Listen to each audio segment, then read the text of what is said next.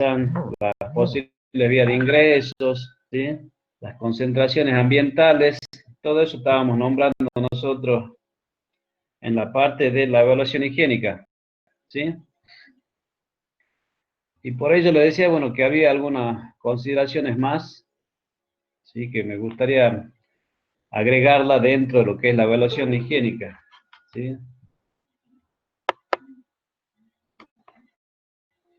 Nosotros hemos visto sustancias que se utilizan, posible vía de ingreso, ¿sí? Concentraciones ambientales.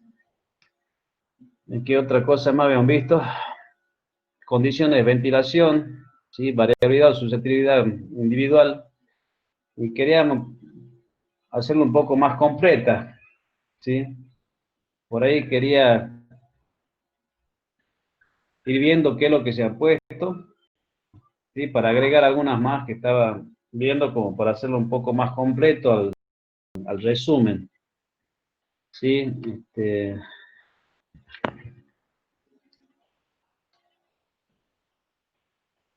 Ya le voy a preguntar a ver que me digan hasta dónde hemos hecho. Bueno, estoy viendo que están comunicando por el grupo algunos compañeros que no pueden ingresar. Y vamos a ver cómo solucionamos. ¿Vas a poder grabar algo hoy, Ángel? Así como decimos que sea por parte.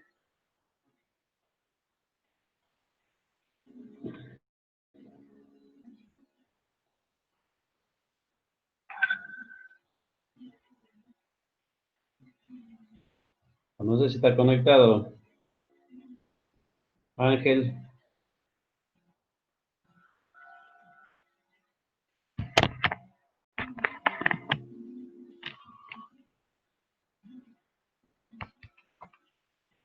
Ángel dice en los mensajes que está prendiendo su computadora para poder grabar, profe. Sí, sí, ahí contestó. Sí, después ya vemos de qué manera podemos mandar los otros videos. Sí, aquí, acá recibí, sí, el video. Acá están mandando los mensajes el resto de los compañeros, que ya les aviso que vayan ingresando nomás.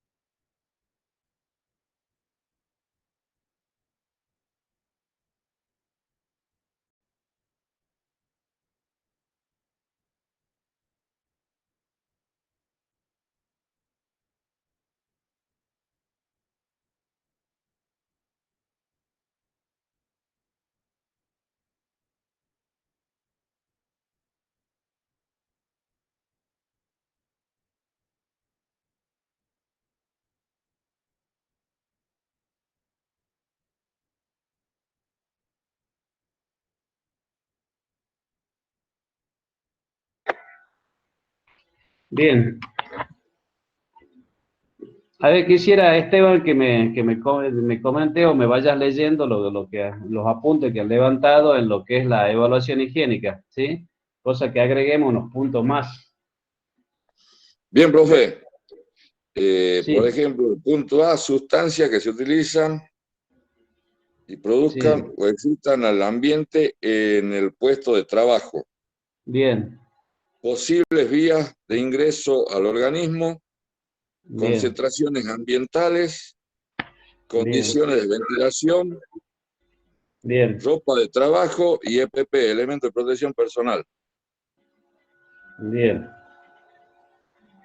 Concentración ambientales también estaba, ¿no? Sí, sí, profe. Condiciones de ventilación, Condiciones de ventilación, ropa de trabajo y EPP.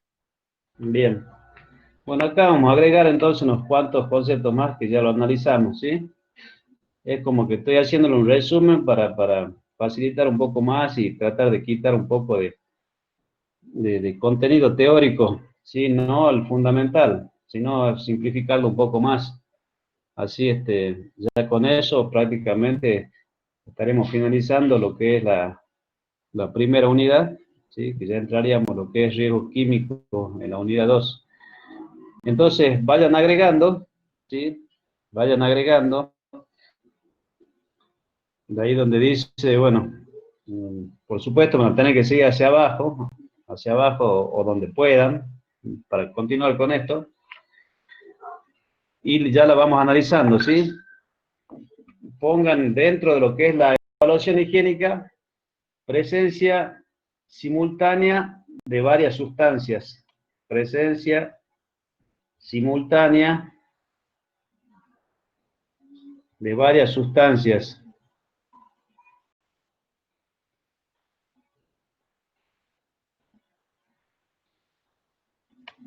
Y ahora analizamos todo esto.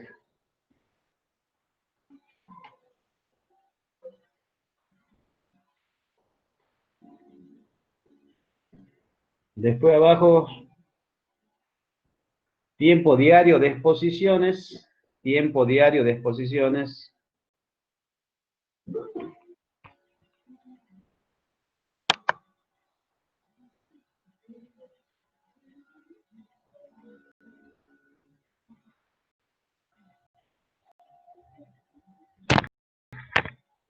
Las dictamos y ya vamos analizándolas, ¿sí? Tiempo diario de exposiciones. Abajo, continuidad o interrupción de las exposiciones.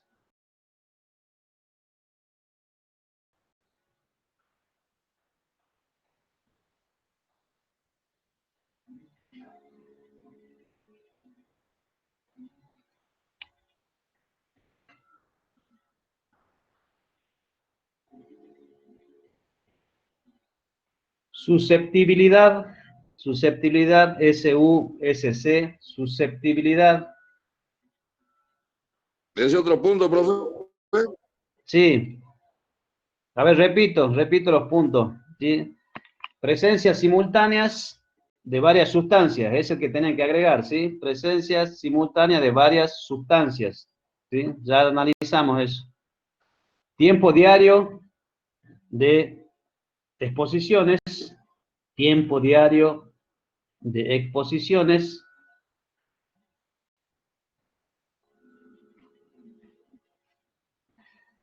Susceptibilidad o variabilidad biológica. Susceptibilidad se escribe SUSC, ¿sí? Perdón, profe, Susceptibilidad. era continuidad de las exposiciones. Continuidad o interrupción de la exposición, sí. Sí, sí. Después del tiempo diario de exposiciones seguía continuidad o interrupción de las exposiciones, ¿sí?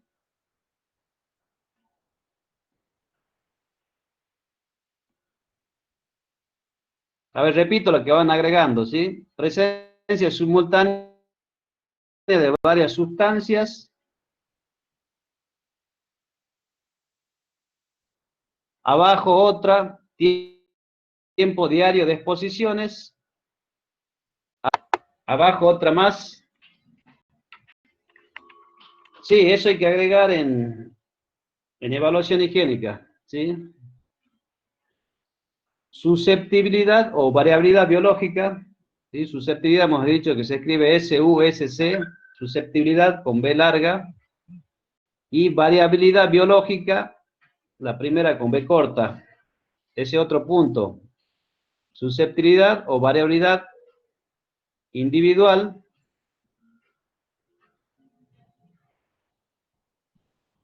Susceptibilidad o variabilidad individual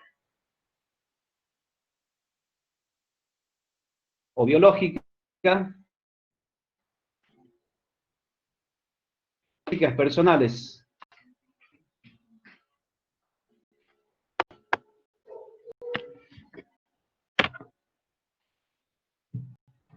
Bien. Bueno, analicemos ahora lo que hemos dictado, ¿sí? ¿Hay alguien que le esté faltando?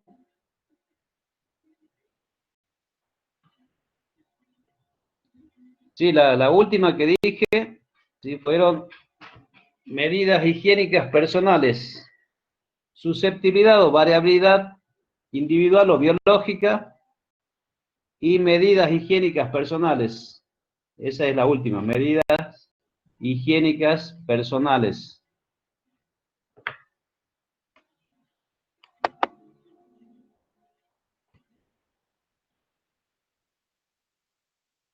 ¿Hay alguien que no haya escuchado bien o le esté faltando copiar alguna?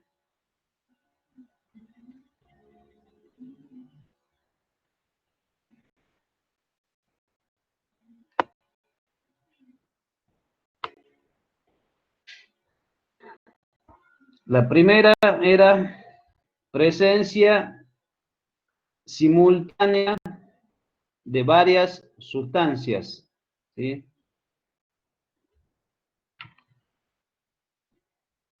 Esa era la primera.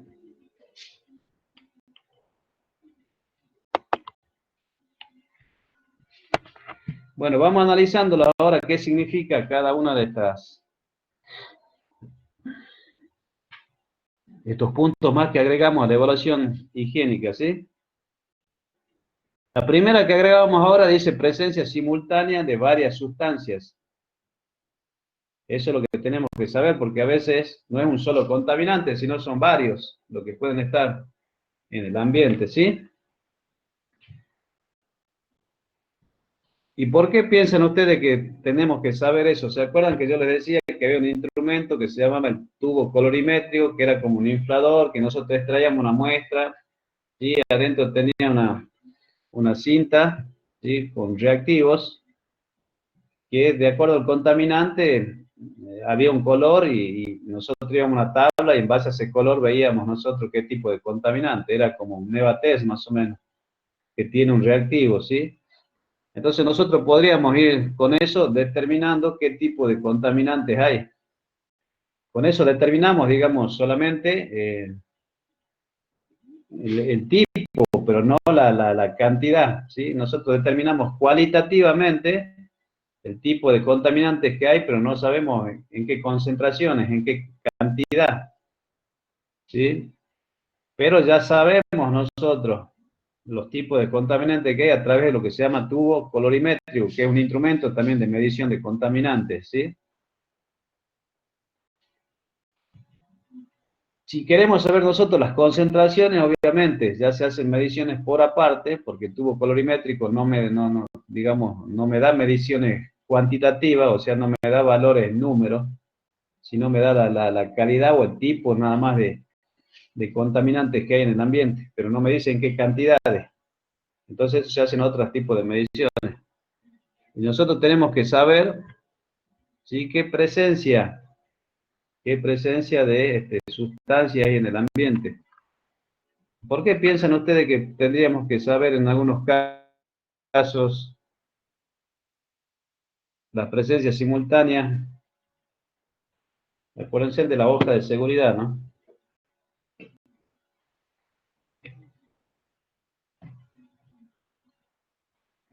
Yo le ponía el ejemplo, ¿se acuerdan? Que podría el detergente por un lado y la lavandina por el otro, ¿sí? Quizás no son, si uno los manipula bien, no son tan nocivos para la salud, ¿sí? No serían por un lado la lavandina, por otro el detergente. Pero ¿qué pasa cuando se unen o se mezclan? ¿Qué es lo que pasa?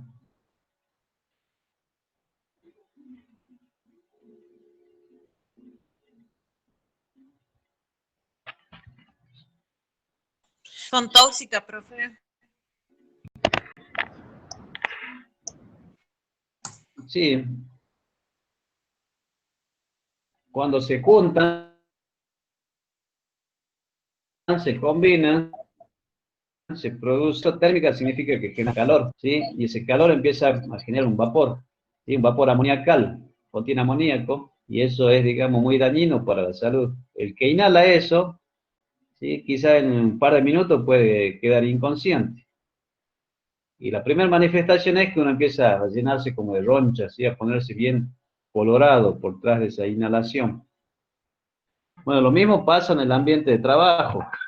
Nosotros tenemos que saber cuáles son los contaminantes que hay, porque quizás en forma individual son inofensivos aparentemente, ¿sí? Ninguna sustancia es inofensiva, pero ya pueden ser mucho más letales, mucho más tóxicas, ¿sí? Si se llegaran a mezclar. Genera lo que se llama dióxido de azufre, ¿sí? Que es como un humo, dióxido de azufre, y en el ambiente hay mucha humedad o está lloviendo, ¿sí? Se combina el dióxido de azufre con el agua y me produce el ácido sulfúrico, ¿sí? Que son esas famosas lluvias ácidas que le llaman. Ustedes van a ver en el parque industrial cómo prácticamente toda la chapa, todo lo que es hierro está prácticamente corroído, ¿sí? Porque ahí hay constantes, no es que llueve ácido, pero sí en forma, digamos, de humedad precipita y causa ese tipo de daño, ¿sí? Entonces, en un ambiente de trabajo se genera el dióxido de azufre y hay mucha humedad, ¿sí? Obviamente que puede desembocar en eso. Si uno aspira, ¿sí? El dióxido de azufre y se combina con la humedad de las fosas nasales, es como que se forma dentro de las fosas nasales el ácido, ¿verdad? Digamos, comezones, ¿sí? Comezones o picazones, que inclusive arde la garganta, ¿sí? Pica la garganta. ¿Por qué? Porque se forman micropartículas de ácido en las fosas nasales, cuando se combina el dióxido de azufre con la humedad. Entonces, por eso nosotros tenemos que saber, ¿sí? Los tipos de contaminantes que hay, las presencias simultáneas, y si la combinación entre ellos puede ser mucho más tóxica o peligrosa de que cuando están solos, ¿sí? Ahí la legislación, ¿sí? En la tabla 3 creo que es de introducción a la sustancia, anexo 3 de introducción a las sustancias químicas, ¿sí? Ahí nos da unos ejercicios, ¿sí? Nos da unos ejercicios cuando el laboratorio nos manda los resultados por ejemplo, porque son, digamos, dos unidades de medida que se usan para medir contaminantes, ¿sí? Parte por millón, o sea, abreviado es ppm, como les comentaba la vez pasada, y la otra es miligramos sobre metros cúbicos. Pero, ¿qué pasa si por ahí a nosotros nos manda en miligramos sobre metros cúbicos y nosotros vamos a comparar con la legislación y la unidad está dada en parte por millón? Entonces tenemos que hacer la conversión de unidades nosotros, ¿sí? Convertirlas. Eso también vamos a ver cómo se convierten las unidades, ¿sí? Es una, digamos, una situación que se puede dar. Pero también ahí en el ejemplo nos da cómo se trabaja con porcentajes.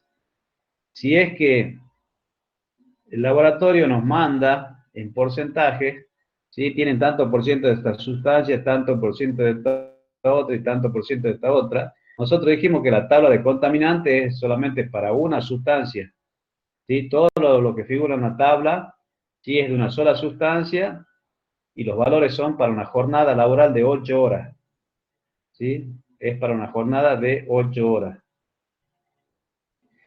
También vamos a ver qué pasa si se trabaja más tiempo, ¿sí? Que las 8 horas, ¿qué hay que hacer en ese caso? Eso también vamos a ver. Y cuando es en porcentaje, ¿sí? Y cuando hay mezclas, digamos, la legislación no nos da a nosotros las concentraciones de mezclas, porque yo les decía a ustedes, si son 300, 400 sustancias, ¿cuántas mezclas podríamos hacer nosotros? Infinitas. Pero sí nos da una fórmula para determinar cuál es el valor de esa concentración. ¿Sí? Nos da que la vamos a analizar nosotros, la vamos a analizar y vamos a resolver esos ejercicios que aparecen ahí en el decreto 351, ¿sí? Ahí nos da unos ejercicios y eso lo vamos a resolver nosotros. Y con Profe, eso vamos a ir pregunta, interpretando. Sí. ¿cuáles serían las presencias más comunes, las más que se pueden presentar en el ambiente acá nuestro de la ciudad? Y por lo general el dióxido de carbono, que es de los escapes de los vehículos, y por ahí se da. Y como casi todas las empresas y las grandes ciudades tienen, digamos, un tránsito importante, ¿sí? El más importante que podría afectar sería el dióxido de carbono, ¿sí? El La monóxido quema de no, la no, no caña, tanto. profe, ¿Perdón, cuál? la quema de la caña. Sí, en realidad la quema de la caña no es, digamos, nociva. Nosotros podemos darle el equivalente a la tierra, ¿sí? Pero lo que pasa es que a veces es muy denso el humo que producen, porque son muchas partículas en suspensión, y se queda, digamos, y se genera una neblina que no deja ver y por lo general provoca accidentes de tránsito, ¿sí? Y por ahí también se puede avanzar mucho sobre las rutas, y es lo que generalmente provoca, ¿sí?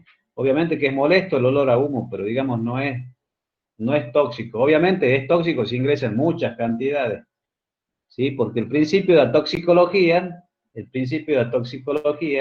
dicen que todas las sustancias son tóxicas, ¿sí? Pero depende de la dosis que uno ingresa para que se haga más o menos tóxica.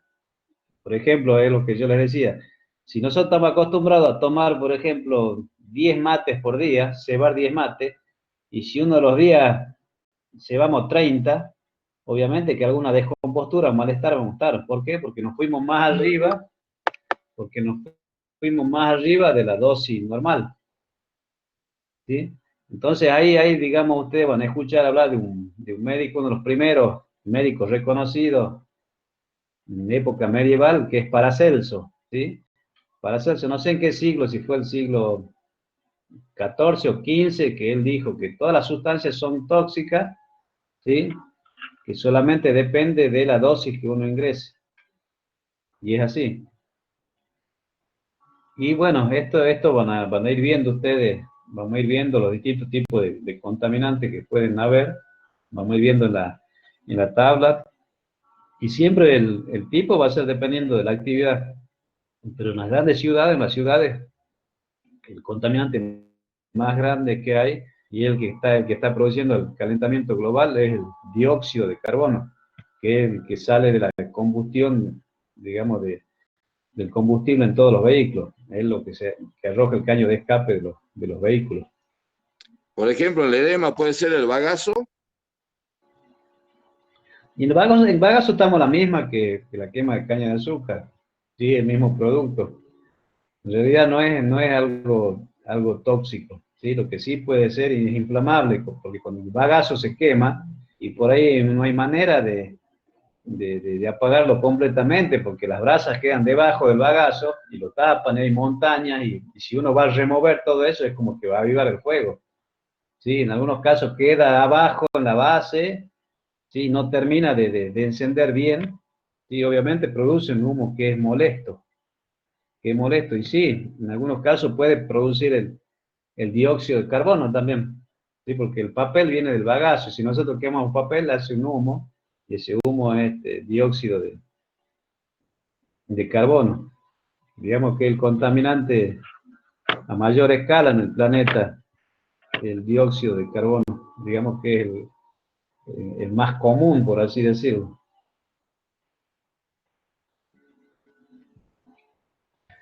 No sé si está aclarada la duda. Sí, profe. Y la otra era el cigarrillo, el humo del cigarrillo. Contiene el benceno, el alquitrán, ¿no es cierto? Todo, benceno, alquitrán, acetona, todos los contaminantes habidos por haber, los desechos de los agroquímicos con el cual por ahí están fumigándolo. Si ustedes ven en los centros de salud, todos los tóxicos que tienen, ¿no? El cigarrillo, ¿no? ¿Cómo pueden vivir tanto tiempo los que fuman? Sí, pero tiene de todo, ¿no? Aparte de la nicotina, el alquitrán, el resto de los, de los agroquímicos, ¿sí? Sí, tiene muchos contaminantes el humo. Y aparte que fuma, tira el humo al ambiente y está tirando también dióxido de carbono. Completito el cigarro. O sea que yo estoy contaminando, porque fumo a lo bestia. Sí, aparte de contaminar el medio ambiente, estás contaminando también tu organismo. Esa es la verdad. O sea, completito la estás haciendo. te estás contaminando vos y estás contaminando el medio ambiente. Nada, media tinta, entonces todo completo, todo, nada. Pero sí, sí contiene elementos adictivos también el cigarro. Así como algunas gaseosas, cola, la Coca-Cola produce adicción también.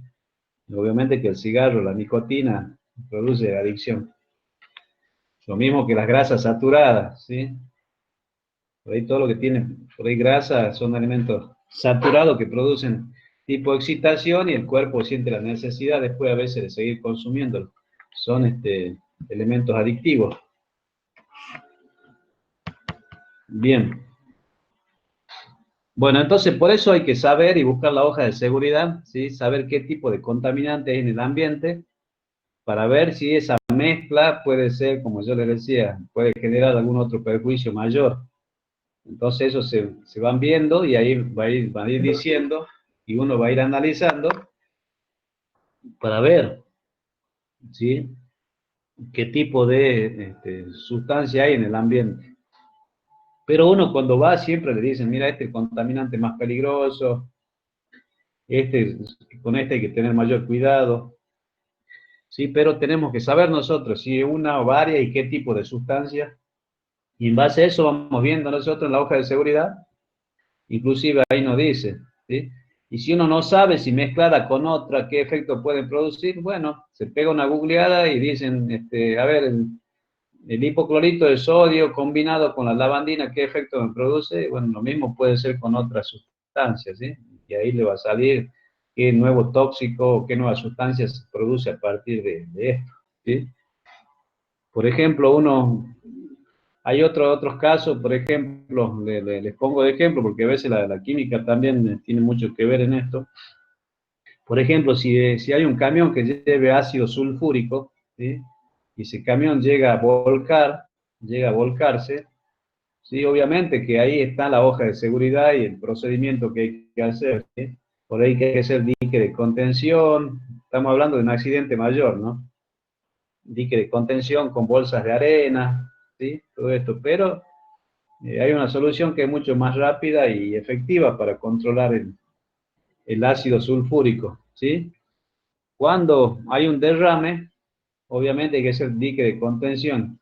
Y una vez que se contiene lo que se puede, ¿cómo se lo neutraliza al ácido sulfúrico? Bueno, se le agrega cal, ¿sí? Cal apagado, cal viva, se le agrega, y al combinarse con el ácido sulfúrico, ¿sí? Lo neutraliza, y producto de esa mezcla se forma el yeso, ¿sí? Se forma el yeso, que es una sola capa blanca, ¿sí? Con un dique blanco, pero ya inofensivo, ya es yeso. Eso es lo que se forma combinando el ácido sulfúrico con la cal. Hay muchas empresas que por ahí dicen el pH de tal producto está muy ácido, ¿sí?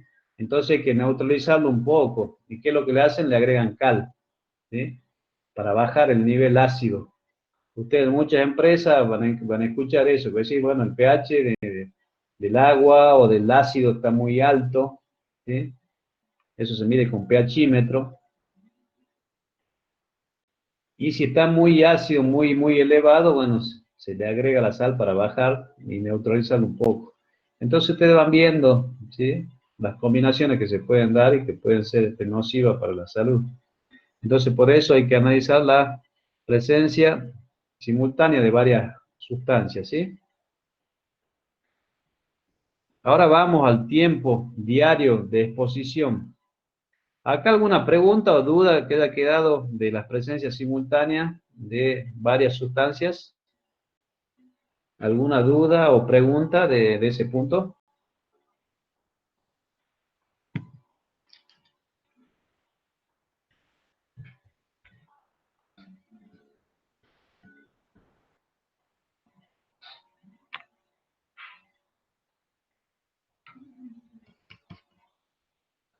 Bien. Ahora analicemos donde dice tiempo diario de exposiciones. ¿Sí?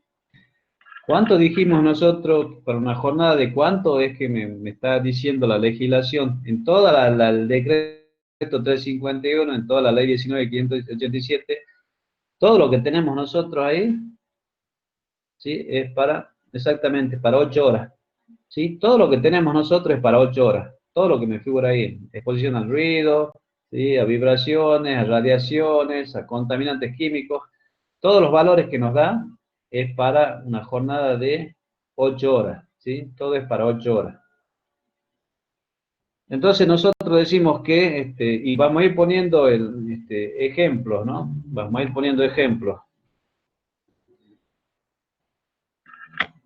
Ahí me dice, por ejemplo, yo le voy a decir cualquier valor, ¿sí? Valor, por ejemplo, la legislación me dice que para 8 horas tengo que tener un valor 10 de concentración, ¿sí? Para 8 horas, valor 10. Bueno, supongamos que tenemos nosotros el valor 10. Estamos, cumplimos, ¿sí? Pero ¿qué pasa si tenemos que trabajar horas extras expuestos a ese mismo contaminante, ¿sí? En lugar de 8, vamos a trabajar 10 horas. Y el valor sigue siendo 10. ¿Cumple o no cumple con la legislación? Nosotros tenemos 10 justo, ¿sí? Tenemos 10 para 8 horas.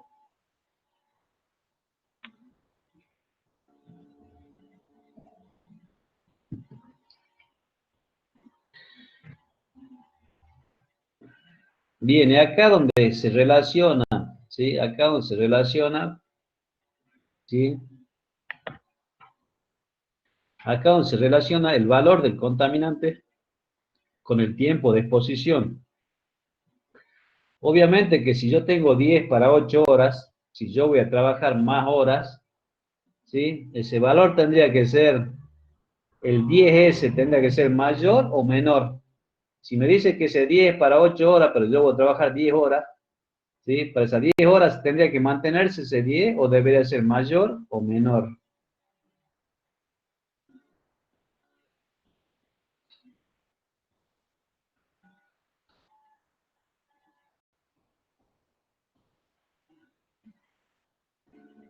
Bien. Entonces, así, a mayor concentración, menor tiempo de exposición, ¿sí? Entonces, si aumenta el tiempo, o sea, digamos, son inversamente proporcionales. Si aumenta el tiempo de exposición, la concentración tiene que bajar. Si se aumenta el tiempo de exposición a la sustancia química, el tiempo tiene que bajar, ¿sí? Esa sería la relación. Pero si disminuye la concentración, ¿sí? El tiempo podría aumentar, ¿sí? Entonces la concentración es inversamente proporcional al tiempo de exposición, ¿sí? La concentración es inversamente proporcional al tiempo de exposición. Aumenta la concentración, disminuye el tiempo de concentración. Disminuye la concentración, aumenta el tiempo de exposición. ¿Sí? ¿Por qué les digo esto? Porque cuando analicemos la tabla de contaminantes, ahí me pueden aparecer dos valores. Me puede aparecer una concentración máxima permisible, un CMP, que ya vamos a analizar qué es eso, ¿sí? Que me da los valores para una jornada de 8 horas, ¿sí? Y ahí me puede aparecer ese 10.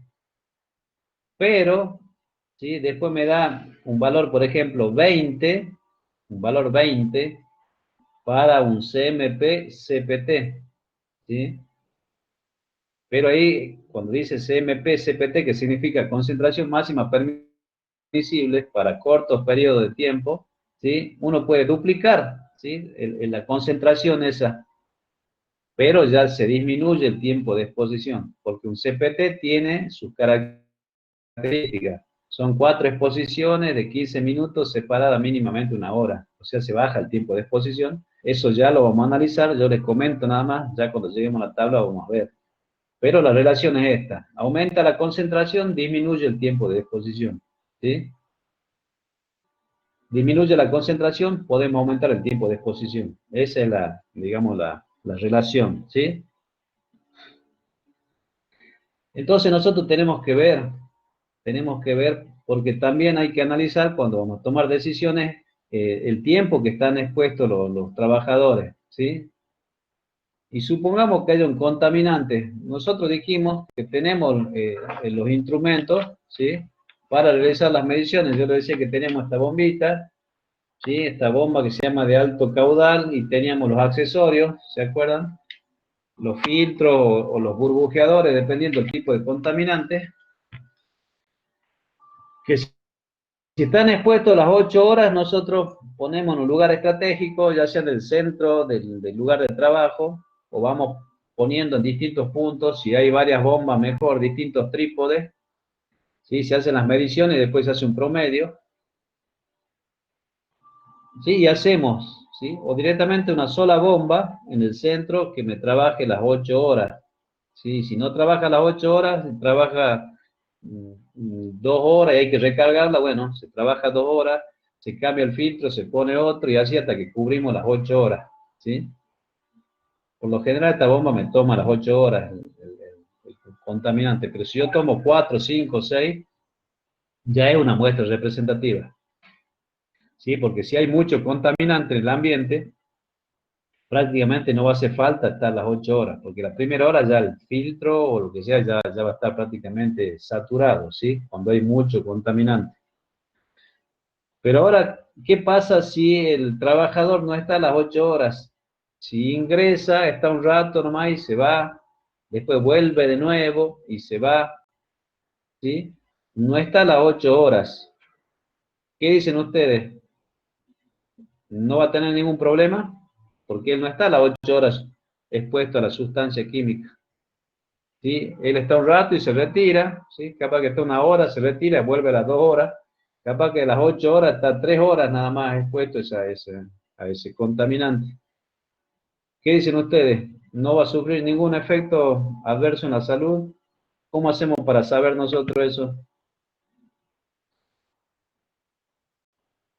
Ustedes podrían garantizar de que no, bueno, ustedes van a decir, no, pero él no está a las 8 horas, no le va a pasar nada. ¿Podrían asegurar eso? Y no, profe, por ahí es necesario los estudios que se tiene que hacer, digamos, mensuales o no sé cada cuánto se harían, digamos. Ese es uno de hacerle los estudios, ¿sí? Ahí vamos a hablar lo que se llama indicador biológico, ¿sí? Eso vamos a saber nosotros.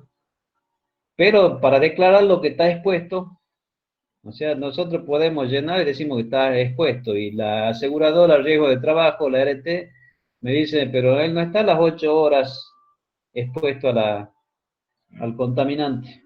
¿Por qué lo declaran? ¿Cómo hacemos nosotros? ¿Cómo justificamos eso?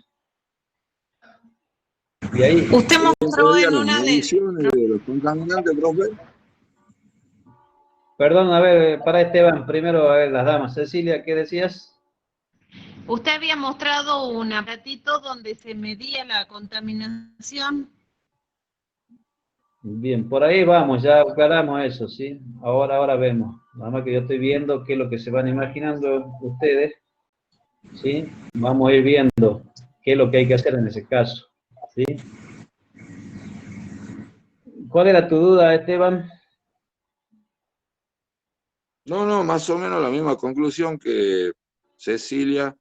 Entraría en juego la medición y el estudio al personal. Bien, uno puede hacer las mediciones y puede decir que está bien y lo descartamos, ¿sí? Pero eso no significa que no esté expuesto.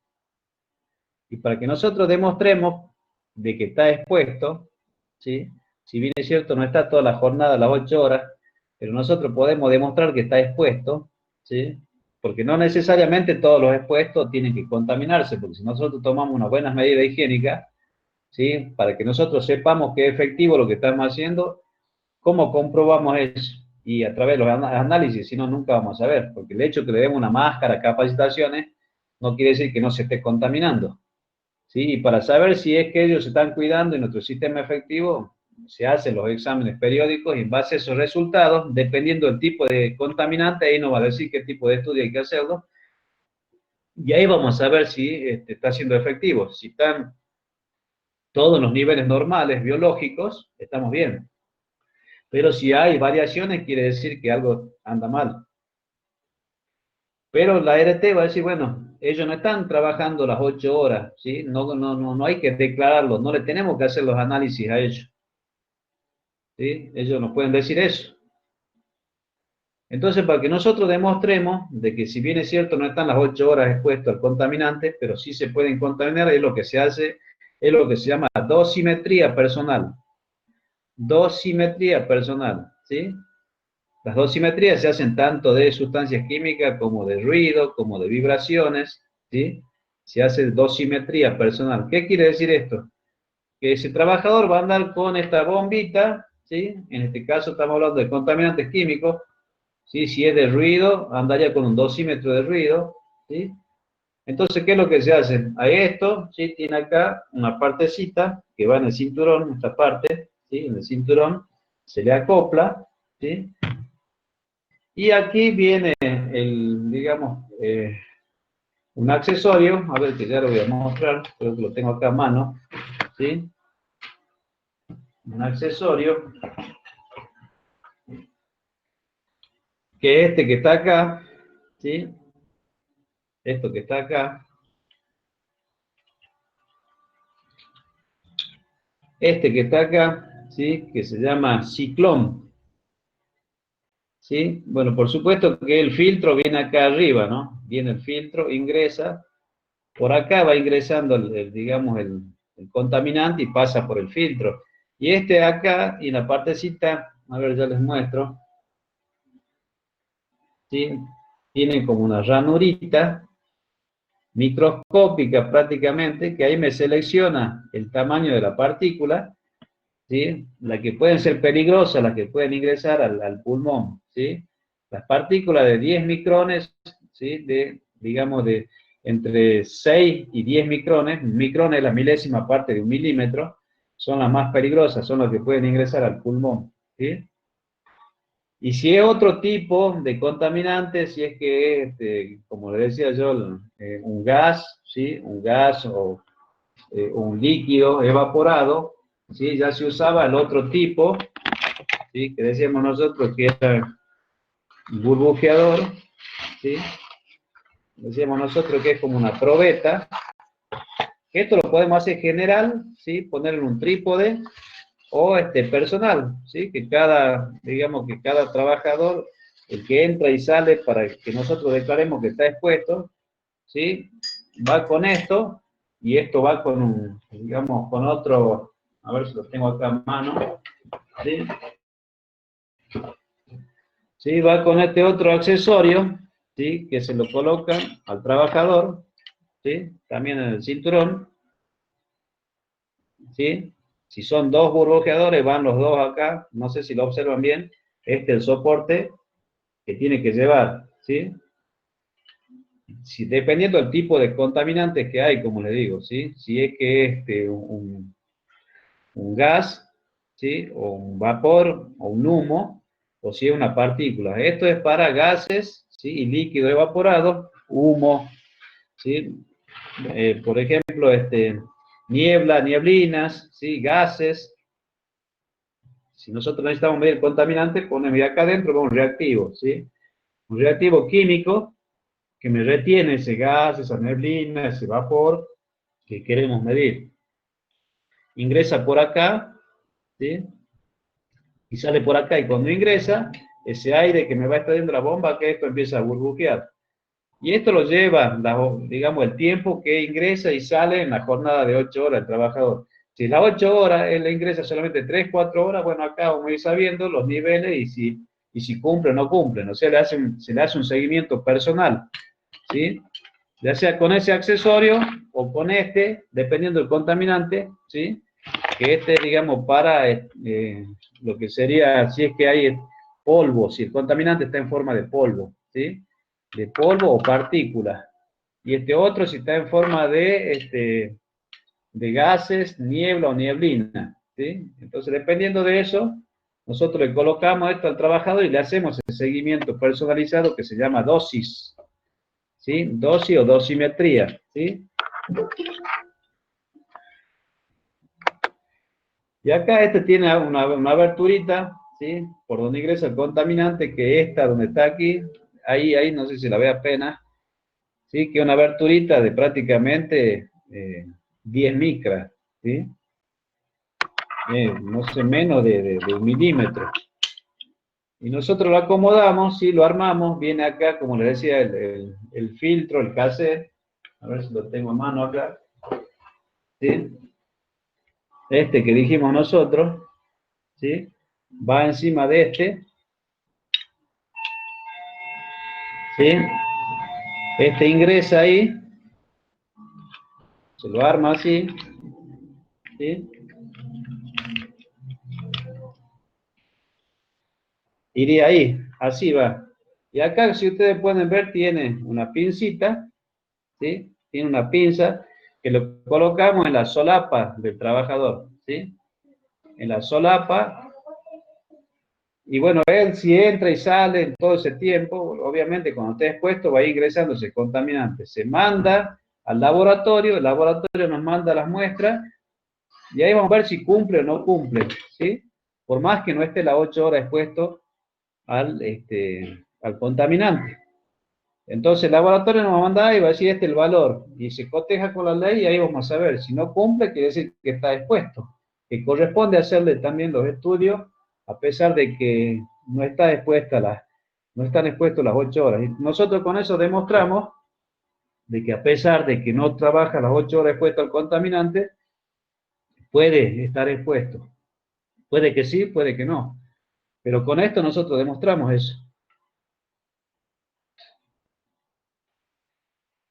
En realidad son los accesorios, ¿no? Hemos dicho nosotros para medir contaminantes se usa esta bomba que se llama bomba de alto caudal, ¿sí? La bomba de medición de alto caudal para contaminantes, ¿sí? Y si nosotros armamos, bueno, y son distintos accesorios, ¿sí? Este accesorio hemos dicho que se llama para medir los contaminantes, pero que se encuentran en estado sólido o partículas, ¿sí? Para hacer la dosimetría, esto se llama ciclón, ¿sí? Los ciclones vienen así de este tamaño, pero también vienen en tamaño de un edificio, más o menos, los ciclones, ¿sí? Este es un accesorio que tiene la bomba esta, si queremos hacer dosimetría personal. Y ese ciclón lleva, dijimos nosotros, ¿sí? Llevan estos cassettes, ¿sí? Que acá adentro dijimos que tenía el filtro, que es este. Obviamente que si yo lo toco ya no sirve porque lo estoy contaminando, ¿sí? Y el conjunto como yo les decía, estas dos tapitas, porque a veces pueden ser tres también, tres juntas, estos se llaman cassette. Y el que está adentro es el filtro donde se va a retener el contaminante, ¿sí? Esto sería para polvo y partículas en suspensión. Y este otro que está acá se llama burbujeador o impinger. Se escribe IMPINGER, impinger, así se escribe, ¿sí? Que quiere decir burbujeador. Y lo usamos para hacer dosimetría también, ya sea para hacer medición general en todo el ambiente de trabajo o para hacer un seguimiento personal, ¿sí? Para dos casos se usa, ¿sí? Para cuando nosotros vamos a hacer mediciones de partículas, ¿sí? O polvo en suspensión, no se usa ya el ciclón, solamente usamos el cassette. Pero cuando vamos a hacer nosotros el seguimiento personal, ya va el cassette con el ciclón que nosotros determinamos qué tamaño de partícula que puede ingresar. Nosotros dijimos que la más peligrosa es de 10 micrones, ¿sí? En realidad entre 6 y 8 micrones son las que pasan directamente a los pulmones y las más peligrosas. Y usted va a decir, ¿qué pasa si son 4 o 5 micrones mucho más chiquititas? Bueno, que son mucho más chiquititas, ingresan al organismo y así como ingresan vuelven a salir, porque son tan pequeñas que no se pueden adherir, ¿sí? Entonces las más peligrosas que pueden llegar al pulmón y nos pueden producir con el tiempo una fibrosis, que ya vamos a analizar nosotros cómo se produce la fibrosis y por qué es importante, ¿sí? ¿Por qué es importante evitar que ingresen esas partículas a los pulmones? Entonces este otro accesorio, dijimos que se llama burbujeador o impinger. ¿Sí? Impinger se escribe con doble G, así como suena. Que son los accesorios, ¿sí? Para la bomba de alto caudal. La bomba de alto caudal, más la manguera que tenemos acá, y más cualquiera de estos accesorios, se llama tren de muestreo. Tren de muestreo de contaminantes químicos. Si yo armo, como les decía, todo el conjunto, ¿sí? Cassette, filtro, trípode, el soporte donde veis la bomba, la manguera cristal y la bomba, todo ese conjunto se llama tren de muestreo de contaminantes químicos, ¿sí? Y en forma individual, esto se llama una bomba de alto caudal, esto se llama cassette con filtros para contaminantes en forma de polvo partículas, y este otro accesorio dijimos que se llama impinger para medir contaminantes que estén en estado líquido, ¿sí? O gaseoso en el aire. No sé si se entendió esa parte, alguna duda o pregunta.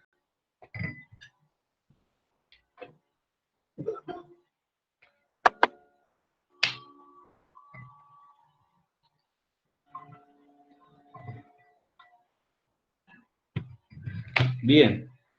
Entonces, ¿por qué explico yo todo esto? Porque al momento que ustedes hagan los análisis, ¿sí? Se pueden presentar esa situación, ¿sí? Y ustedes tienen que ver el tiempo diario, de exposición, porque en base a eso van a ver qué tipo de mediciones que hay que hacer. Si hay que hacer medio ambiente de trabajo, ¿sí? O sea, todo el recinto, ¿sí? O hay que hacer dosimetría, o sea, seguimientos personales. ¿Cuándo se hace la dosimetría? Cuando esa persona, ¿sí? Puede ser un personal de mantenimiento, por ejemplo, que no está en la parte de producción, pero va a trabajar 1 o 2 horas por día, a hacer un mantenimiento, un servicio.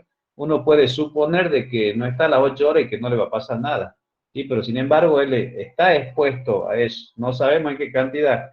Entonces, para tener una idea, hacemos nosotros esta dosimetría personal. Entonces, cuando nosotros hacemos lo que se llama la evaluación higiénica, vemos todo eso y decimos, bueno, a toda esta gente, por ejemplo, trabajen 10, decimos nosotros, estos 10, ya sabemos que hay que hacerle los exámenes periódicos.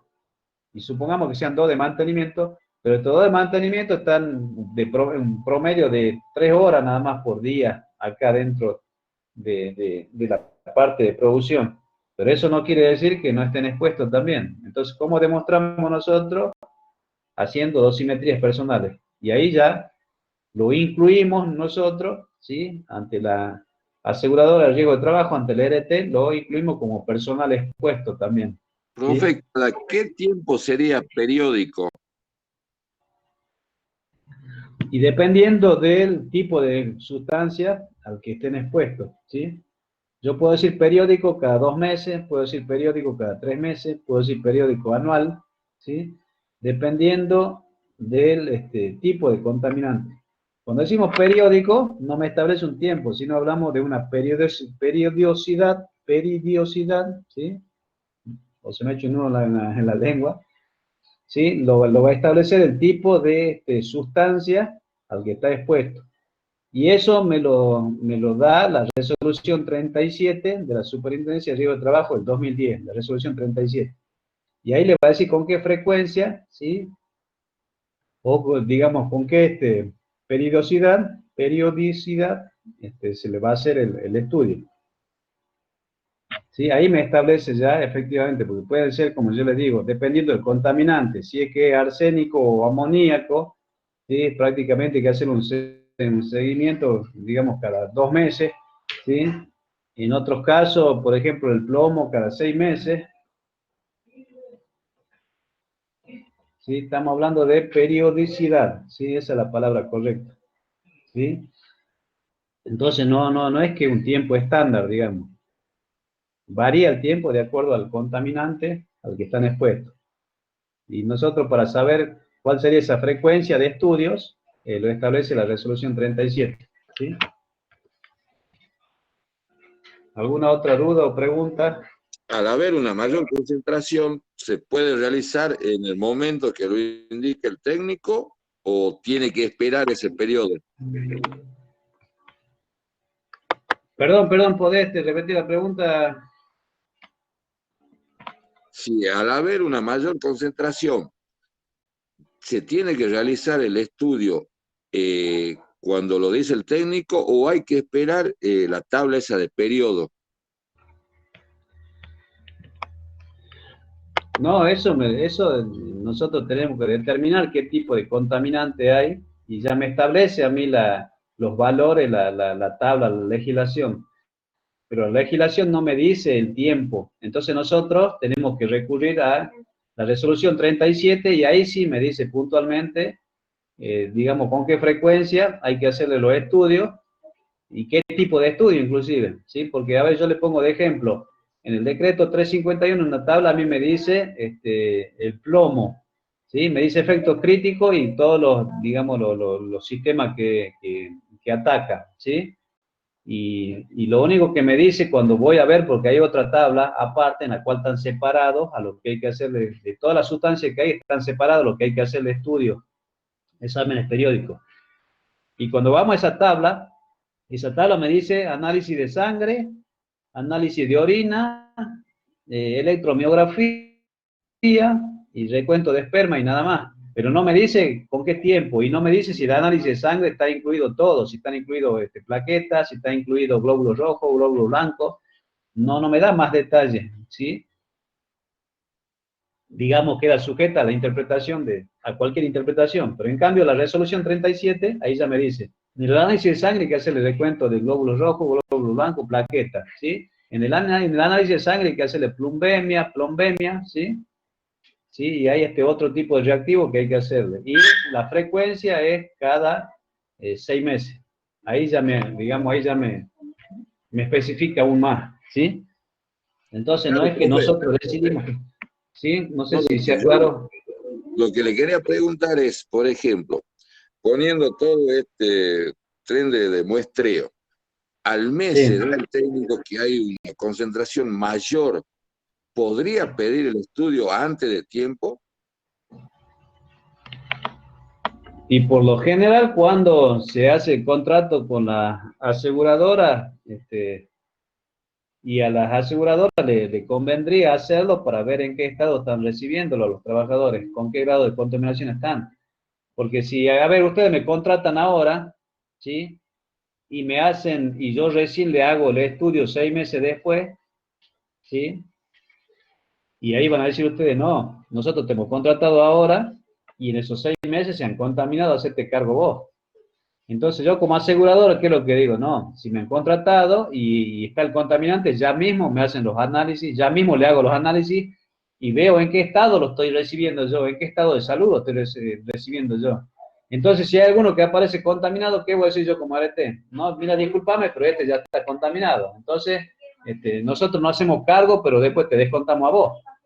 ¿Sí? ¿Por qué? Porque vos no lo has cuidado y él ya está. Es lo mismo que si digamos, yo estoy quedando sordo y yo declaro, ¿sí? Que hay ruido y yo como ART no le echo la audiometría y después cuando voy a hacerle resulta que tiene una cierta pérdida y voy a tener que pagarla yo por no haber tomado digamos, ese recaudo de haberle hecho la audiometría.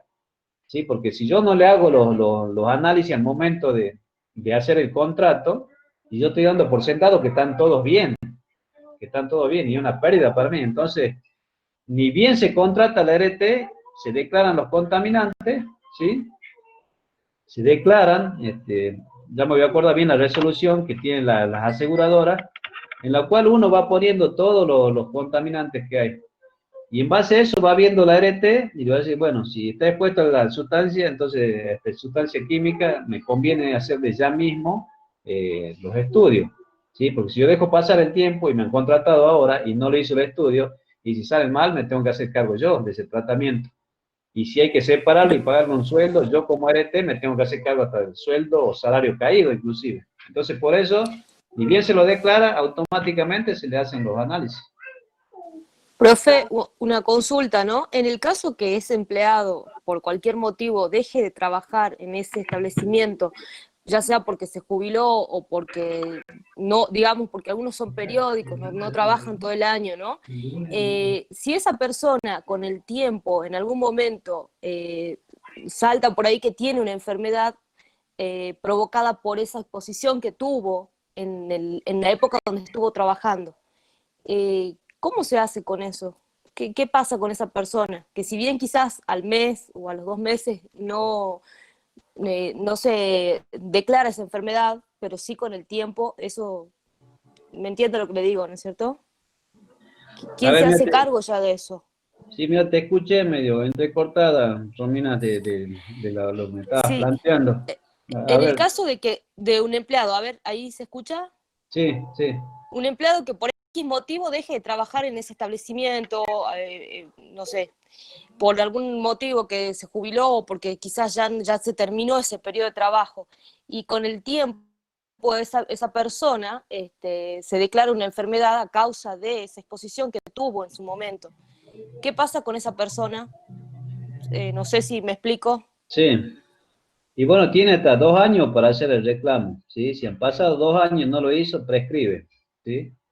Pero si dentro de los 2 años, ¿sí? Le surge alguna patología que hay que demostrarla que es producto del trabajo que hizo, ahí sí puede iniciar las acciones judiciales para que ya sea la patronal o la ART se haga cargo de esa indemnización. Tiene hasta dos Claro, años, tiene hasta 2 años claro. para, inclusive uno Ah, para, bien. inclusive cuando se hace cambios de ART, de una ART a la otra, ¿sí? Sí. Y alguna ART le ha dejado, como quien dice, el muerto a la otra, Ujú. y se van dando casos como estos y se hace cargo la ART que dejó, porque la La otra puede anterior, claro. demostrar, sí, porque hasta 2 años de vigencia tiene. Ah, Si claro, omitió claro. alguna cosa y la que se hace cargo y demuestra que no tiene nada que está tomando en este caso, le van a decir, bueno, accionen contra la otra ART porque ellos lo está dejando, digamos, pasivo a ustedes. Claro. ¿Sí? Ah, Entonces se hay dos entiende. años para hacer, 2 años para hacer ese 2 reclamo. años. Ah, 2 años. buenísimo. Pero lo ideal Bueno. es que lo ideal es cuando cesa la relación laboral, ya Ujú. sea por X motivo, por jubilación, hay que hacer los exámenes que se llaman los post-ocupacionales, que muchos no lo hacen, pero la Claro, idea es que lo hagan, ¿sí? Aparte del está, preocupacional, los periódicos, están también los postocupacionales, cuando cesa la relación, para saber en qué está, estado me están dejando a mí, digamos, ya sea para mi jubilación o para que yo me retire de la empresa. está, claro. Gracias, profe. Bien. Entonces, hasta acá decíamos nosotros tiempo diario de exposición que tenemos que ver, ¿sí? Y esto está relacionado con el otro punto que sigue, que dice continuidad o interrupción de las exposiciones, ¿sí? Continuidad o interrupción de las exposiciones. Entonces es lo mismo, nosotros vemos si están expuestos las 8 horas o es discontinua. Y en base a eso nosotros tomamos decisiones, porque la evaluación higiénica, la finalidad es tomar decisiones, ¿sí? Y en este caso nosotros tenemos que tomar decisiones, decimos, bueno, para los que están expuestos le hacemos digamos, un monitoreo, un control, una medición puntual, ¿sí? En todo el ámbito laboral que, digamos, que están, en este caso, en la nave de producción, y los que no están expuestos y entran y salen de vez en cuando, le hacemos dosimetría. Entonces nosotros decimos, de los 12 que están trabajando, a 10 con que hagamos un muestreo en el lugar de trabajo es suficiente. A estos 2 que no están expuestos, le hacemos la dosimetría o el seguimiento personal, ¿sí? Para eso tenemos que ir haciendo esa evaluación higiénica para ir tomando decisiones y ver cómo vamos a realizar los estudios y mediciones que haya que hacer, ¿sí? Entonces, el tiempo diario de exposición con la continuidad de interrupción de las exposiciones se relaciona precisamente con esto, ¿sí? Para que nosotros digamos, ¿sí? A cuántas personas le vamos a hacer la dosimetría, si es que hay que hacerla, y a cuánto vamos a hacer las mediciones en el medio ambiente de trabajo, ¿sí? Ya sea haciendo muestras, una sola muestra, colocamos la bomba en la nave, en un lugar estratégico, y de ser posible hacemos en varios puntos, para hacer un promedio mucho más amplio, ¿sí? Y a los que haya que hacerle la dosimetría o seguimiento particular o personal, ¿sí? Nosotros con lo que vamos viendo y analizando, vamos tomando nota a quién corresponde hacerle la dosimetría personal, ¿sí? No sé si está claro esos dos puntos, si hay alguna pregunta, ¿sí? Continuidad, digamos, tiempo diario de exposición o continuidad o interrupción de la exposición. ¿Alguna pregunta con respecto a esos dos puntos? Porque son ustedes que tienen que estar observando cómo se trabaja para después tomar la decisión, ¿sí? Ya sea con el personal de recursos humanos, con supervisores, con los médicos, con los que están, y ustedes le dicen, a ver, todas estas personas que están acá, por ejemplo, en el horno, ellos están a 8 horas expuestas, bien, y ustedes van viendo, y esta otra gente que no, son de mantenimiento, son tal, no trabajan, eventualmente están, entonces hay que tomar nota de todos los detalles, ¿sí? ¿Por qué? Porque hay que hacer una declaración ante el ART para ver los contaminantes, los que están expuestos, ¿sí? Bien. Después el otro punto que agregamos nosotros, dijimos que era la susceptibilidad individual o variabilidad biológica que se llama, ¿sí?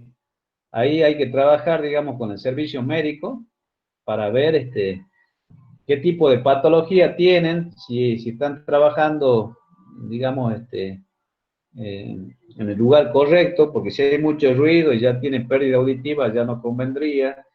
En este caso, si hay algunos que se sensibilizan dependiendo del contaminante, ¿sí? Por ejemplo, el tema del plomo, ¿sí? Hay personas que se contaminan rápido, ¿sí?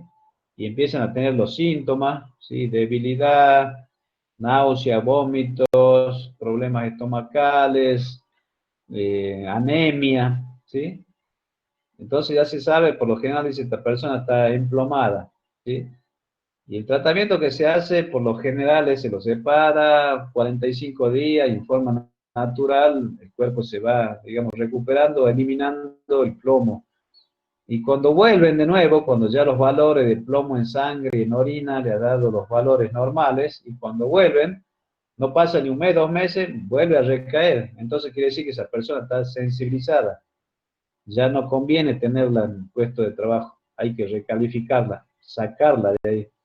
¿Cómo se logra eso? Y bueno, trabajando con el servicio médico, ¿sí? Ver los resultados, los estudios, hacer un seguimiento ya personal para tomar una decisión sobre la continuidad de ese operario en ese puesto de trabajo, ¿sí? O cambiarlo, ¿sí? Recalificarlo, enviarlo a otro puesto de trabajo. Cuando se hace una recalificación interna, cuando decimos nosotros, bueno, nos vamos a sacar un tiempo, lo mandamos a otro lado y lo traemos para acá, ¿sí? Ese tipo de recalificación, digamos, puede ser temporal, ¿sí? Nos mandamos un tiempo, después vuelve. Pero cuando se hace la recalificación y se denuncia a la ART, a la Aseguradora de Riesgo de Trabajo, ya la recalificación es permanente. No puede volver nunca más a ese puesto de trabajo, cuando uno lo ha declarado, ¿sí? No puede volver nunca más. Pero esto no significa que el trabajador va a perder digamos, su derecho, porque son derechos adquiridos. Supongamos que hay 3 categorías, la más alta sea la A, la segunda la B y la tercera la C, ¿sí? Al margen de la especialidad que tengan. Supongamos son 3 categorías, la máxima es la categoría A, ¿sí? Digamos que sea un supervisor. Y decimos, bueno, este supervisor lo tenemos que sacar de acá, lo tenemos que mandar ahora que se encargue de la jardinería o mandarlo, qué sé yo, como auxiliar de, de una secretaria, un secretario a administración, ¿sí? Entonces, si bien es cierto, puede resultar, digamos, una pérdida de categoría a nivel, bueno, se dice tácitamente, quiere decir que supuestamente, ¿sí? Pero lo que representa a los haberes que percibe él y al estatus que tiene sigue siendo exactamente el mismo. Él va a seguir ganando como un supervisor categoría A, va a tener todos los beneficios y si hay un aumento para eso, él lo va a tener también. Y eso se va consensuando. Pero lo básico, la categoría la va a seguir manteniendo. Porque no es constitucional de que de una categoría A se lo baje a una categoría B o C. Si ya está en la categoría A, ya no se lo puede bajar nunca más, ¿sí? Son derechos adquiridos y eso está en la ley de contrato de trabajo, ¿sí? Entonces, cuando hay recalificaciones y se informa a la aseguradora que se lo va a recalificar, ya es permanente, ya no puede volver nunca más el puesto de trabajo. Pero en cambio, si nosotros decimos, lo mandemos a prueba un tiempo para allá y después lo traigamos, ¿sí? Como si fuese una recalificación interna, él sí puede volver, pero cuando ya se denuncia, es permanente, ya no puede volver nunca más. Pero eso no significa de que va a perder los derechos adquiridos ya. No sé si Si está clara esa parte o si hay alguna duda.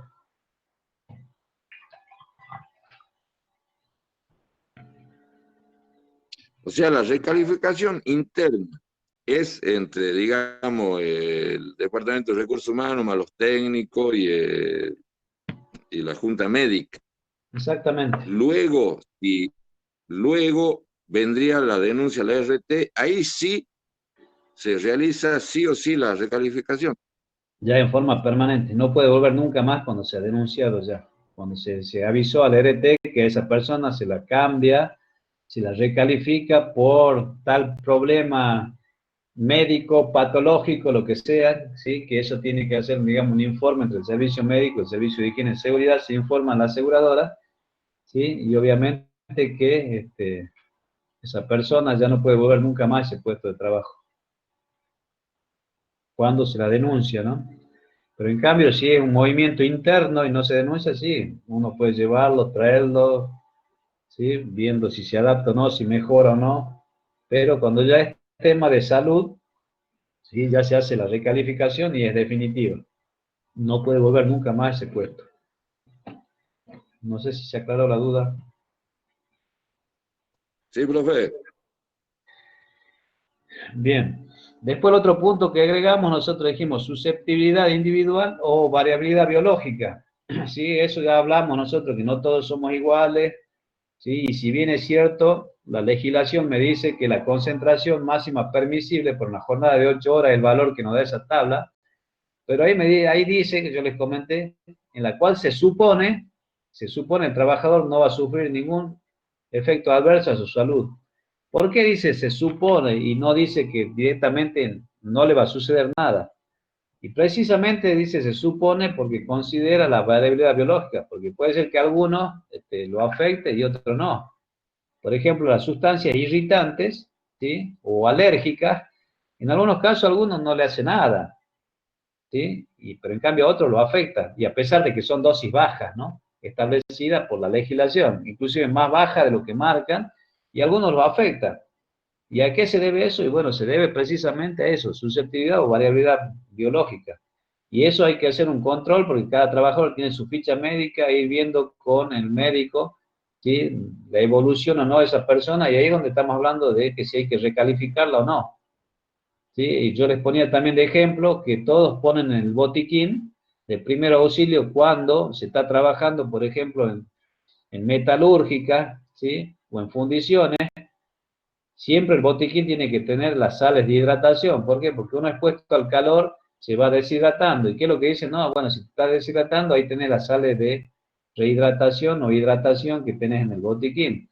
Pero yo le decía, no es para todos, porque ¿qué pasa si esa persona es hipertensa?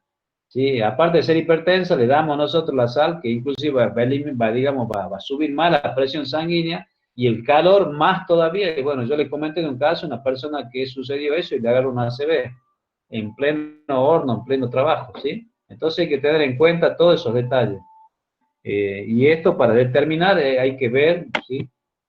Cuando se hacen los estudios, ya sean los exámenes preocupacionales, antes de que van a ingresar, o algún examen periódico, para ver si esa persona hay que recalificarla o no, o si los que están en el puesto de trabajo están bien de salud y no tienen ninguna patología preexistente, que se llama, ninguna patología preexistente que pueda complicarle la salud, ¿sí?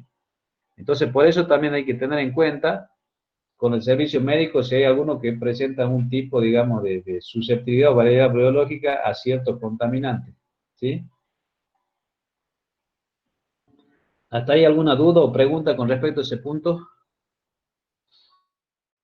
Profe, por ejemplo, en el caso de la empresa toma a una persona como jardinero y se da que es alérgico al polen, ¿puede recalificarlo por esa temporada y luego volver a la jardinería de nuevo? Y sí, internamente se lo puede hacer. ¿Para qué vamos a declarar nosotros si sabemos que el tema de la polinización es una vez al año? ¿Sí? Entonces uno lo que puede decir, bueno, a ver, veamos cómo podemos hacer. Le damos algún antialérgico, le damos los barbijos que use él, ¿sí? Algún tipo de guantes y vemos. Pero si lo mismo en esa época del año, si sigue teniendo problemas alérgicos, Bueno, hay que sacarlo ese tiempo, decirle, bueno, todo septiembre y todo octubre hay más polen en el aire y evidentemente te hace mal por más que tenga los EPP, te mandamos a otra área y vemos a eso de noviembre, diciembre, de traerte de vuelta y ver si puedes seguir haciendo tus tareas. Obviamente que hay que ir haciendo un control y seguimiento de eso para ver de que no suceda eso. Porque si una vez al año que le sucede esa patología, bueno, no lo vamos a recalificar también de por vida, por un solo mes que presenta eso y después no vuelve a presentar. Entonces hay que ver cómo cubrimos ese mes donde se presenta esa patología y después, bueno, vamos y se continúa normalmente. Pero eso hay que determinarlo en forma conjunta con el servicio médico.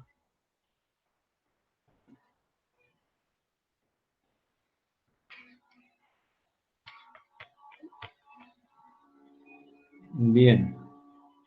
Aclarada la duda. Sí, profe. Bien, después el otro que agregamos nosotros fue el tema de medidas higiénicas personales, ¿sí?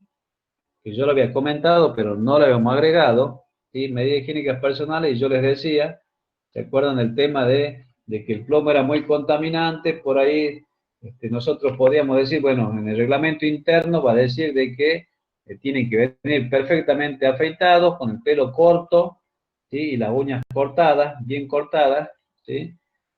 Y uno no puede decir después de que no, se están metiendo con mi vida privada. Para eso hay un reglamento interno, ¿sí? Y al momento de contratarlo va a decir, mira, acá la condición es esta. Vos en tu vida personal usas barba, bueno, acá no vas a tener que usar barba. ¿Sí? Si no te quieres afeitar, bueno, lamentablemente no vas a tener trabajo. Entonces vos ves. Pero si vos vas a entrar a trabajar, ya sabés cuáles son las condiciones acá.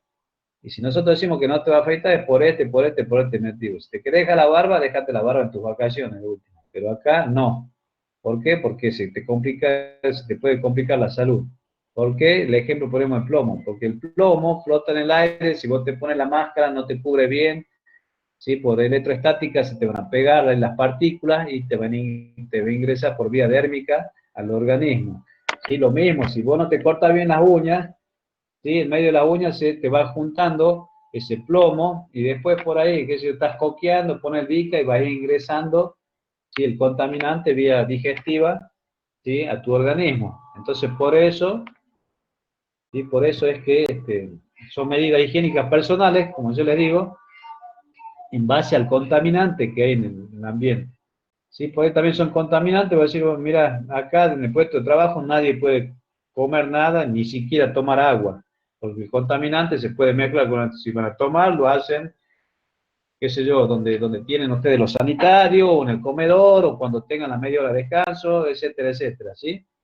Entonces, a eso son medidas higiénicas personales, pero con fundamentos, digamos, ¿no? Con capricho o una imposición prácticamente fascista, ¿no? Es solamente por una necesidad, digamos, de prevención, ¿sí? Entonces esa es la parte cuando se dicen mediciones higiénicas personales, ¿sí? ¿Hasta hay alguna duda o pregunta? Porque con eso, digamos, estaríamos más o menos resumiendo toda la esencia de la higiene.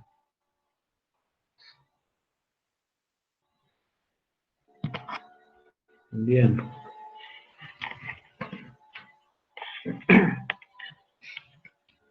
Al pelo. Después hay una serie de consideraciones también que hay que tomar, ¿sí? Bien. Bueno, sí, no se queden con dudas, ¿sí? Como yo les decía, a veces dicto las cosas, pero después las analizamos. Bien. Después decíamos nosotros de unas consideraciones que hay que tomar al momento de decir, bueno, está bien, vamos a hacer las mediciones ahora. Pero para hacer mediciones hay que tomar una serie de consideraciones también, ¿sí? Hay que tener en cuenta algunos factores.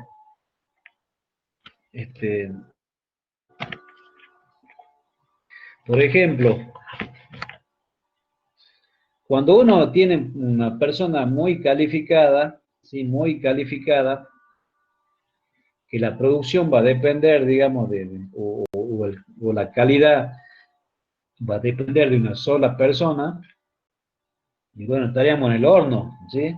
Si esa persona nos dice, aumentame el sueldo el doble o el triple, ¿sí? A veces hay que satisfacer caprichos. ¿Por qué? Porque esa persona sabe, ¿sí? Sabe de que tiene receta mágica, por así decirlo, ¿sí? Entonces es complicado cuando hay personas recalificadas, que toda una producción, una cadena, digamos, o la calidad de un producto depende de una sola persona, ¿sí? Es como que yo le decía el tema de los maestros panaderos, ¿sí? Si hay por ahí un panadero que prepara un pan que le encanta a todo el mundo, ¿sí? Y se vende bien, ¿y qué pasa si dice, bueno, mira, me estoy por ir a otra panadería y bueno, ahí uno ya va a decir, puedo llegar a perder este cliente, lo tengo hace años y hay un estándar de sabor, de calidad del producto, y si se me lo va, estoy en el horno, ¿sí? Que se puede dar eso, que se puede dar.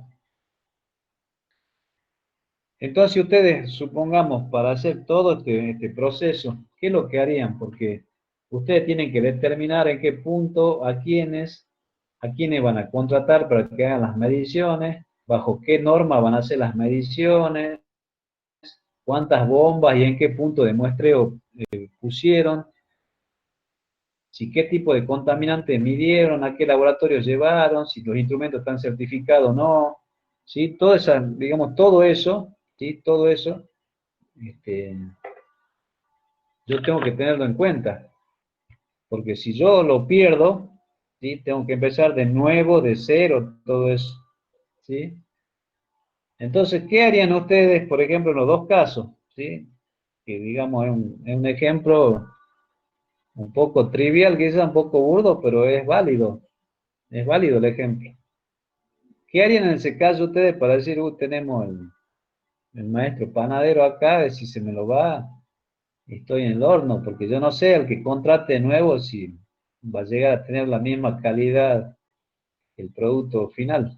Porque puede suceder, como yo les decía, en algunos casos cuando se cambia, y ustedes van a decir, no, este miñón está más duro, más quemado que el de anterior, las facturas ya no son las mismas, no es la masa hojaldrada, etcétera, por ponerle ejemplos, ¿sí? Porque ustedes se van a dar cuenta, si están años consumiendo un producto, cuando varía la calidad, ustedes se van a dar cuenta. Lo mismo pasaría con este, sí. Y podría ser poder capacitar al resto del personal, como que, por ejemplo, en mi trabajo nosotros todos sabemos hacer todo.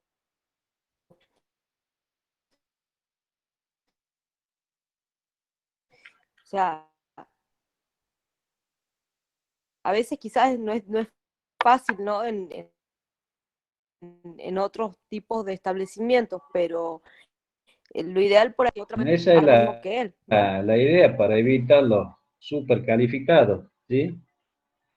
Y la idea es obtener la receta del panadero, ¿no? Eso sería lo ideal. ¿Y qué hago yo para obtener esa receta? ¿Sí? Si me la va diciendo, ¿qué voy a hacer? ¿Me la grabo en la cabeza nomás o cómo irían haciendo si el maestro panadero le va dando la receta a ustedes? Y si nos permite, lo ponemos en práctica. Por ejemplo, a nosotros nos dan esa posibilidad. O sea, yo soy la única mujer, pero sin embargo tengo que salir al campo y tengo que llenar planillas de almácigo y todas esas cuestiones que hacen los varones, también lo hago yo. Pero bueno, es porque me brindan esa posibilidad, ¿no? Para que no pase esto de que si yo algún día falta alguien, yo puedo reemplazarlo. Bueno, estamos en igualdad de género, así que las mujeres tienen que andar ahora agarrando pala, pico, cargar, lomear, bolsa de cemento, 50 kilos, y bueno, estamos en igualdad ahora, ¿no? Pero no, yo voy al hecho de que, a ver, ¿cómo harían si yo soy el maestro panadero, ¿sí? Y supongamos vos sos la que mi patrona, y me estás pidiendo y yo te estoy diciendo, bueno, mira, para preparar esto es así, así, ¿qué haces? ¿Directamente lo vas memorizando o lo vas anotando?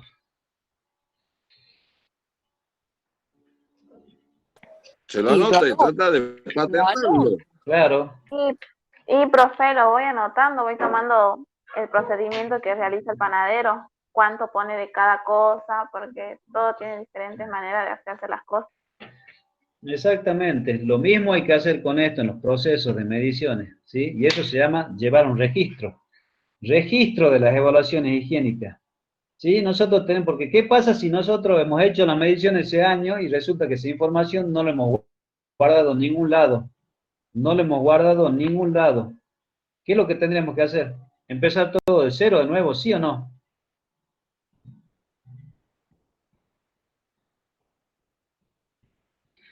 ¿O qué pasa si el servicio de higiene y seguridad anterior se fue? Se fue, ¿sí? Por eso hay que tener los soportes digitales y se llevó todo, no dejó nada. ¿Qué hacemos nosotros? Pues decir, bueno, ya se aproximan los exámenes periódicos, pero ¿en qué fecha había que hacerlo? ¿Cuál fue la última?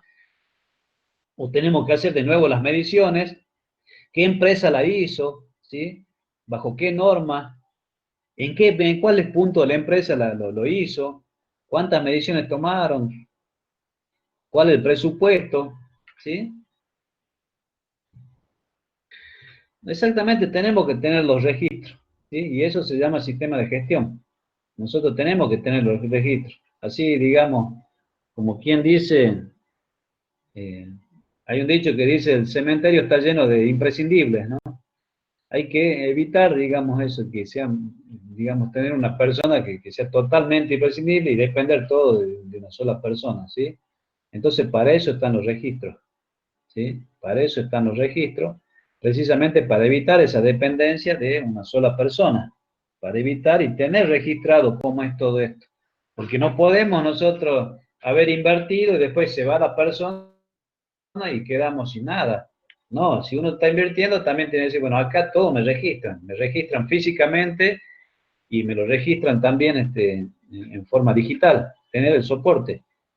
Cosa que uno va siguiendo y va a decir, bueno, pará, ahora en esta fecha ya corresponde este tipo digamos, de exámenes o de mediciones.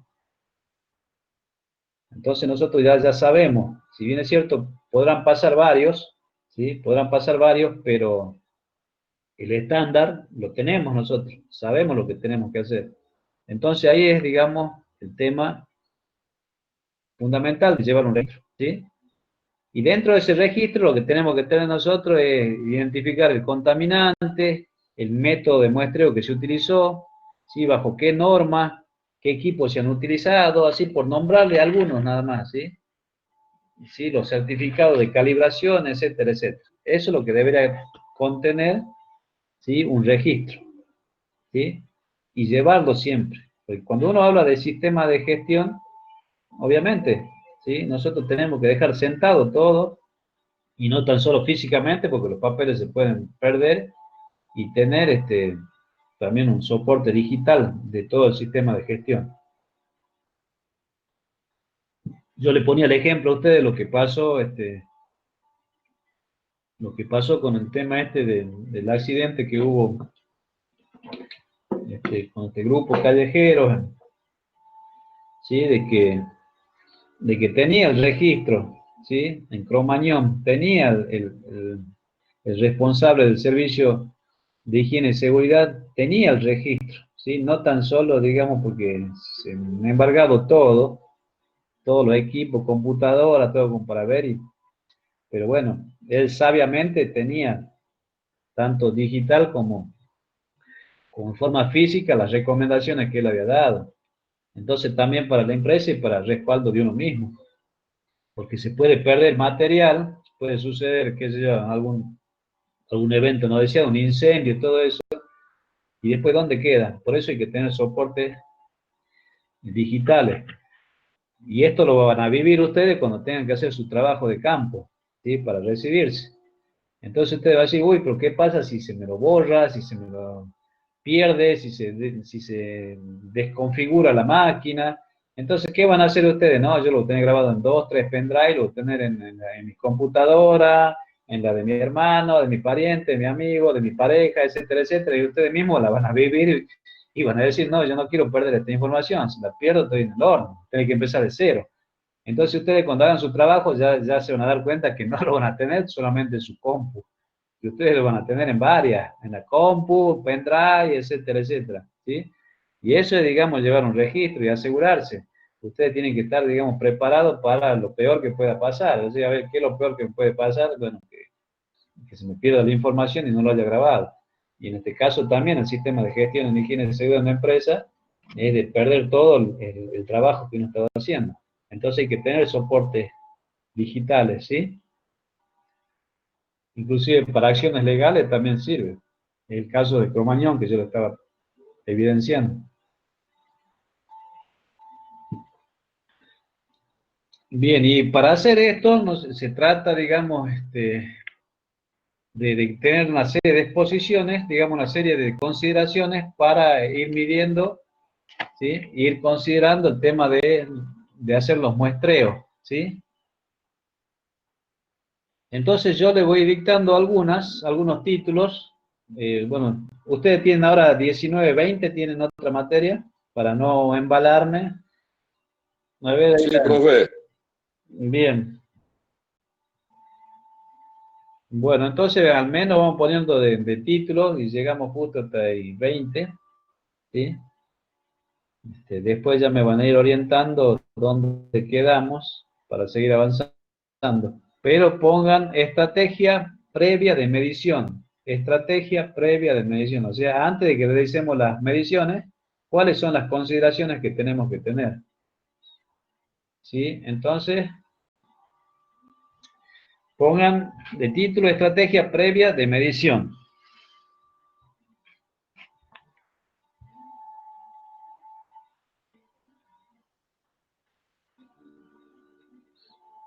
Bueno, acá vamos a considerar, digamos, tres apartados y cada apartado va a tener su desarrollo, ¿sí? Abajo pongan selección de trabajadores a medir, selección de trabajadores a medir. Cuando decimos selección de trabajadores a medir, ya sabemos nosotros que es general o es una dosimetría personal, pero vamos poniendo esto. O sea, todo esto debería contener el registro. Después que pongamos esto, ya hacemos un resumen de lo que va a llevar el registro. Pero primero vamos armando esto y después vemos con sentido común qué deberemos registrar nosotros. ¿Sí? Selección, ese sería el primer punto, ¿no? Selección de trabajadores a medir, pongan si quiere uno, selección de trabajadores a medir, y abajo van poniendo viñetas, ¿sí? Van poniendo un asterisco, ¿sí? Un punto, una flechita. Entonces sería uno, selección de trabajadores a medir, abajo pongan un asterisco si quieren, distancia a la fuente, ese sería uno, distancia a la fuente.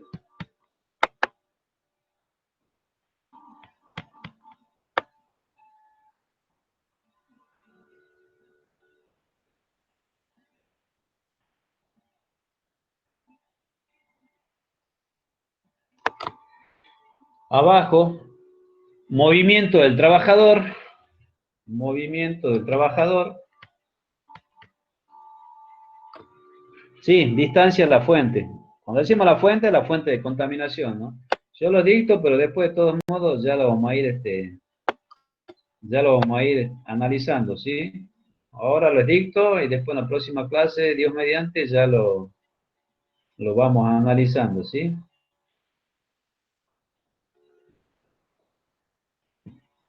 Bien, otro punto. Ya dijimos, movimiento del trabajador, ¿sí? Otro punto, movimiento del aire. Movimiento del aire.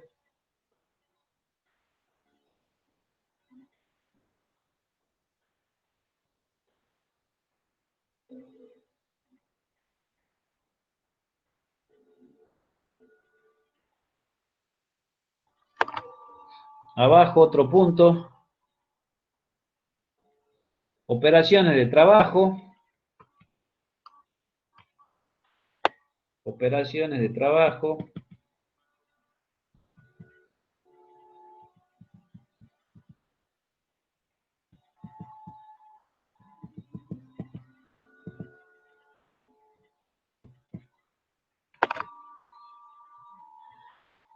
Abajo, tiempo de exposición.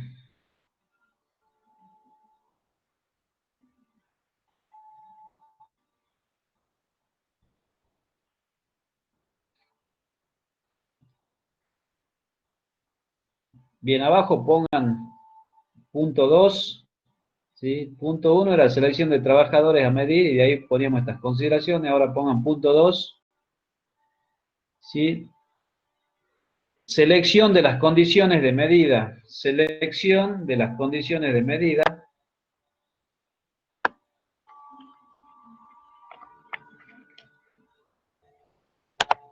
Todavía no pongan, digamos, las viñetas ni nada. Primero hacemos una definición de esa, ¿sí?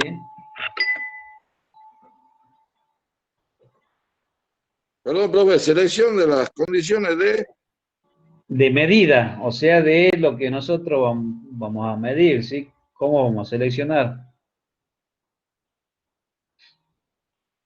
O sea, cuando decimos condiciones de medida, estamos hablando de la instrumentación, ¿no? De todos modos, ahora copiamos, después lo analizamos, ¿sí? Representatividad del muestreo. Representatividad, con B corta, representatividad del muestreo. Sí, acá la idea es cuando nosotros más superficie hagamos, ¿sí? O más mediciones hagamos, mucho más preciso vamos a ser. ¿Sí? Por ejemplo, si yo quiero hacer una encuesta de un pueblito de 500 personas y yo entrevisto solamente a 10, no es una muestra representativa. Pero si los 500, yo, qué sé yo, le hago una entrevista a 250, 300 y ya estamos hablando de una muestra muy representativa, por así decirlo, ¿sí? Cuanto más muestra hagamos nosotros, mucho más preciso vamos a ser y mucho más cerca de la realidad con respecto a lo que estamos midiendo vamos a tener, ¿sí?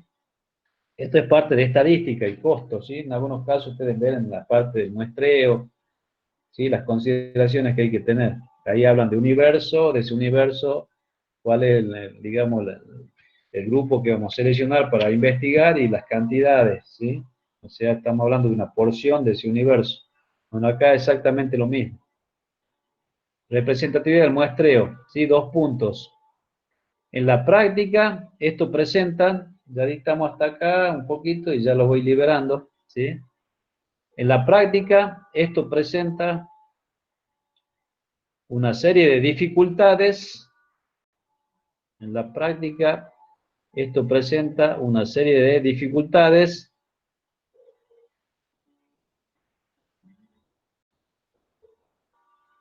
que se pueden resumir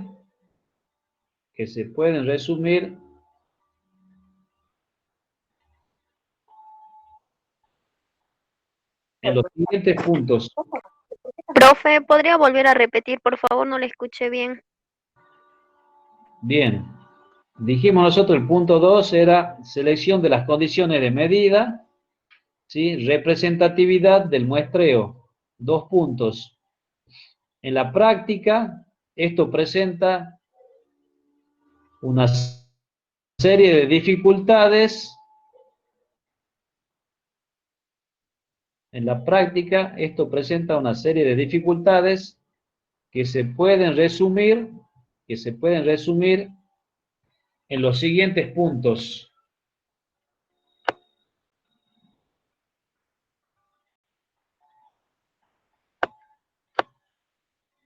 Bueno, pongan abajo, ¿sí? Vayan poniendo una viñeta como vienen haciendo, ¿sí? O un asterisco, ¿sí? De viñeta, un asterisco, una flecha, ustedes ven. La variación de las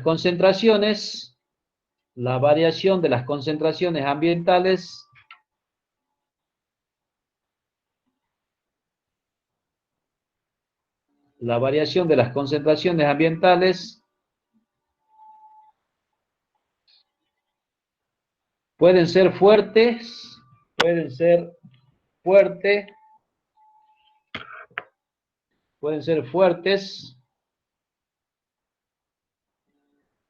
incluso a cortas distancias,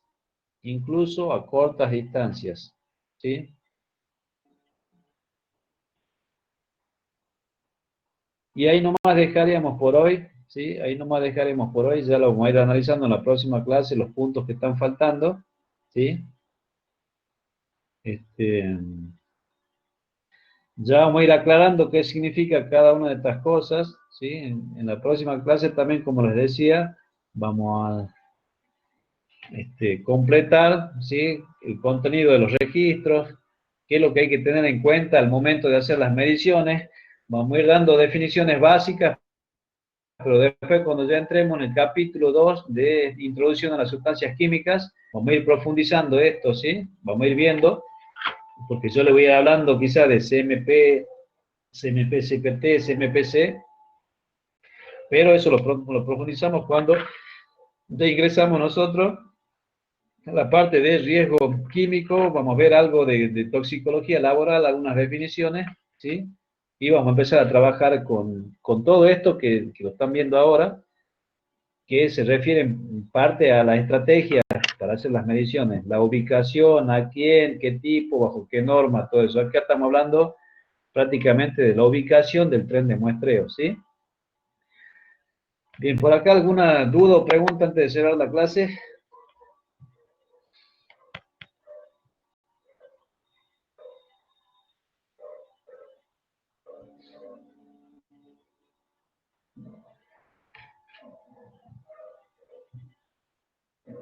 Sí, el material que yo lo voy a preparar, le voy subiendo o al Drive o al grupo, ¿sí? Vamos viendo cómo voy haciéndole llegar, ¿sí?